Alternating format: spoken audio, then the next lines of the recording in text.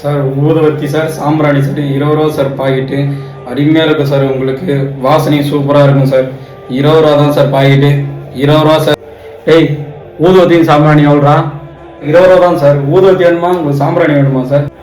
டேய், பஜாரில் 10 ரூபாய்க்கு விற்கிறாங்கடா. ஏன்டா அநியாயமாக இப்படி ஏமாத்துறீங்க? ஐயோ இல்லை சார், இது பெரிய பாக்கெட்டு. நான் வாங்கத்தே 16 ரூபா, உங்களுக்கு 4 ரூபா லாபம் வச்சு 20 ரூபா விற்கிறேன் சார். பாருங்க சார், பெரிய பாக்கெட் சார். நான் கடையிலே வாங்கிக்கிறேன்டா, போடா. என்ன வேற வாங்கிட்டு போகணும் வீட்டுக்கு, கையில் காசு வேற இல்லை.